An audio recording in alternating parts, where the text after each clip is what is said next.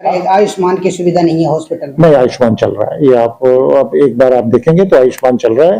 बीच में कोई technical problem आती है तो बीच में हमें रोकना पड़ता है, लेकिन आयुष्मान अभी चल रहा है। अभी 12,600 रुपए दिए हैं सर, बिना रसीद नहीं दी। नहीं, आप जिसने दिया है उसकी गलती है, और जिसमें आपने लिया वो मुझे बताएगा किसने लिया, अगर किस चीज के लिए है, और जिसको दिए हैं वो मेरे सामने आएगा, उसकी पर कार्रवाई की जाएगी। बलिदानी शहीद हसन का मेवाती मेडिकल कॉलेज बंद होने की कगार पर है।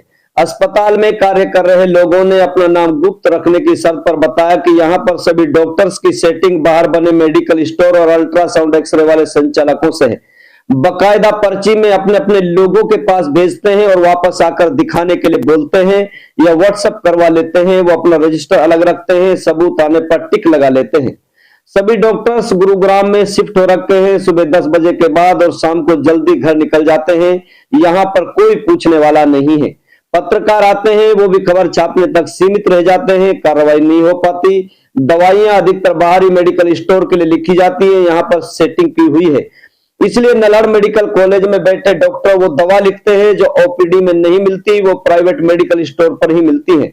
मेडिकल कॉलेज नलहड़ में दबाकर मरीजों की जेब ढीली की जा रही है। वही medical store, ultrasound machine, X-ray machine, पानी की सुविधा इसलिए सुचारू रूप से मेडिकल कॉलेज में नहीं चल पा रही है क्योंकि डॉक्टरों की सांठगांठ बाहरी संचालकों से की हुई है। अगर मुख्यमंत्री नायब सिंह सैनी वाकई में मेवात की 17 लाख जनता का भला चाहती है तो मेडिकल कॉलेज के सामने खुली medical store, ultrasound machine, X-ray मशीनों को प्रभाव से बंद कराए और सीएम फ्लाइंग की रेड कराई जाए और डॉक्टरों के मोबाइल की चैट चेक की जाए और उनके पास रखे रजिस्टर चेक किए जाए तो दूध का दूध और पानी का पानी हो जाएगा। अगर समय रहते ऐसा नहीं हुआ तो याद रखना कुछ सालों बाद ये मेडिकल कॉलेज केवल 100 पीस बनकर रह जाएगा, केवल नाम ही दिखाई देगा। इसलिए सामाजिक लोग और नेताओं को आगे आकर कानूनी दायरे में रहकर आंदोलन करना चाहिए, ऐसा लोगों का मानना है। नलहड़ मेडिकल कॉलेज के निदेशक प्रोफेसर डॉक्टर मुकेश कुमार ने प्रेस वार्ता के दौरान बताया कि जनरल मरीज का अल्ट्रासाउंड और एक्सरे नहीं हो रहे, बल्कि इमरजेंसी में महिलाएं और ऑपरेशन विभाग में सभी जांच की जा रही है। दवाएं 85% उपलब्ध कराई जा रही हैं। पानी के 8 वाटर कूलर लगाए गए हैं, लेकिन बाहरी लोग जो पानी बेचते हैं वो बदमाशी कर जाते हैं, जिसकी वजह से असुविधा कभी कभी हो जाती है। आगे निदेशक ने ऑफ कैमरा बताया कि कुछ पेमेंट पेंडिंग होने की वजह से आयुष्मान कार्ड बंद किया हुआ है, लेकिन जब ऑन कैमरा पूछा गया तो निदेशक साहब पलटी मार गए और कहा कि आयुष्मान कार्ड की सुविधाएं चल रही हैं, अल्ट्रासाउंड मशीन जल्द शुरू करने का वायदा भी किया है। ऑपरेशन विभाग में एक मरीज जाते जाते ये कह गया कि भाई 30 से 35 हजार रुपए की व्यवस्था कर लाना, आयुष्मान कार्ड की सुविधा नहीं चल रही है। निदेशक का कहना है कि आयुष्मान कार्ड सुविधाएं मिल रही हैं और ऑपरेशन विभाग में कह रहे हैं कि आयुष्मान नहीं चल रहा है। यही वो तलाश है जहां पर रिश्वतखोरी चल रही है। रोड, प्लेट और उपकरणों के नाम पर सरेआम लाखों रुपए की वसूली रोजाना नलहड़ मेडिकल कॉलेज में की जा रही है। अब देखना यह होगा कि कब तक शहीद हसन का मेवाती मेडिकल कॉलेज में सुचारू रूप से सुविधाएं मिलने लगेंगी और रिश्वतखोरी पर कब तक लगाम लगेगी। देखिए आगे की रिपोर्ट। आरोप है कि नलहड़ मेडिकल कॉलेज में एक्सरे नहीं चल रहे और न ही अल्ट्रासाउंड की मशीन यहाँ काम कर रही है, इसको लेकर सर मैं इसके बारे में आपके ये संज्ञान में लाना चाहता हूँ कि एक्सरे की मशीन पूर्णतः से कार्य कर रही है। मेरे पास एक्सरे मशीन पहले नहीं भी थी, लेकिन हमने उसको एक नई मशीन ला के रखी हुई है।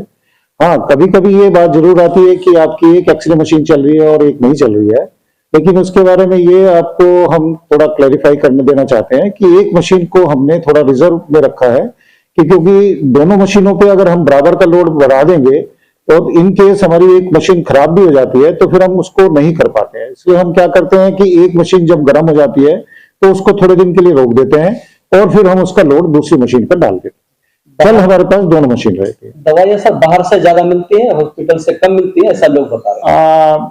मैं इस बात से सहमत नहीं हूँ।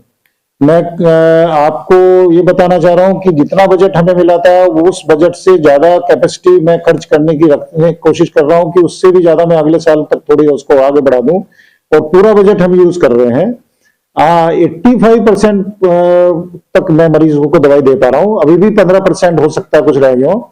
उन दवाई नहीं मिलने वाले मरीजों में बहुत सारे मरीज ऐसे होते हैं जो सिर्फ एक्सरसाइज के लिए मेरे विभाग में आते हैं या फिर चेकअप के लिए आते हैं या फिर वो इन्वेस्टिगेशंस के लिए आते हैं। तो सिर्फ हम उन्हीं मरीजों को दवाई नहीं दे पा रहे जो सिर्फ जांच के लिए या फिर अपने फिजियोथेरेपी के लिए या फिर दूसरे इन्वेस्टिगेशंस के लिए आते हैं। उन्हीं जैसे के कि लिए। पानी की सर सही व्यवस्था नहीं। पानी की व्यवस्था कर दी गई है, वाटर कूलर लगवा दिए मैंने, 8 वाटर कूलर नए मंगवाए हैं, वो अभी गर्मियों में फिर नए लग जाएंगे। हम लोगों ने दुरुस्त कर दिया, पानी की व्यवस्था मिल सर जाएगी। रोड के नाम पे या अन्य उपकरण के नाम पे पैसे लिए जा रहे हैं, उसके बारे में क्या? अगर कोई ऐसी कोई बात आती है उसका तुरंत मैं जांच की कार्रवाई करूंगा। मेरे हिसाब से जब तक वो उसकी जरूरत नहीं है, जब तक वो सामान नहीं मंगाते हैं बाहर, फिर भी अगर आपके संज्ञान में ऐसा कुछ आया मैं उसकी जरूर सर रेफर ज्यादा किए जा रहे हैं, इलाज कम किया जा रहा है मरीजों का। रेफर की बात जहां तक समझे तो रेफर सिर्फ वही वाले मरीज करे जा रहे हैं जिनको सुपर स्पेशलिटी जांच की जरूरत होती है। जैसे एक मरीज में बहुत कॉमन बताता हूँ, हेड इंजरी का, वो न्यूरो सर्जरी नहीं होने के नाते मुझे उसको रेफर करना पड़ता है, क्योंकि फिर अगर कुछ पेशेंट के साथ अच्छा बुरा हो जाता है तो उसकी जिम्मेदारी फिर डॉक्टर की मुश्किल हो जाता है। सर आयुष्मान की सुविधा नहीं है हॉस्पिटल में? नहीं, आयुष्मान चल रहा है। ये आप एक बार आप देखेंगे तो आयुष्मान चल रहा है। बीच में कोई टेक्निकल प्रॉब्लम आती है तो बीच में हमें रोकना पड़ता है, लेकिन आयुष्मान भी अब चल तक रहा है। कितने मरीजों का इलाज हो चुका है आयुष्मान? आयुष्मान में तो रोज का रहता है, टीएमएस की उसका होता है। ये डाटा मेरा आपको आयुष्मान विभाग से मिल जाएगा, ऐसे मुझे वर्बली याद नहीं है। अगर लोग यहाँ वो सर लोग पैसे की अगर डिमांड करें तो क्या कौन सा विभाग है जहाँ लोग अपनी शिकायत कर सकते हैं कि हमसे पैसे ले जा रहे हैं? नहीं, आपको अगर ऐसा कुछ है तो आप डायरेक्टली मेरे से मिले, आपको किसी को कहने की जरूरत ही नहीं है।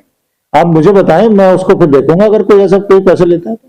अभी 12,600 रुपए दिए हैं सर, बिना रसीद नहीं दी। नहीं, आप जिसने दिया है उसकी गलती है, और जिसमें आपने लिया वो मुझे बताएगा किसने लिया, अगर किस चीज के लिए है, और जिसको दिए हैं वो मेरे सामने आएगा, उसकी कार्रवाई की जाएगी।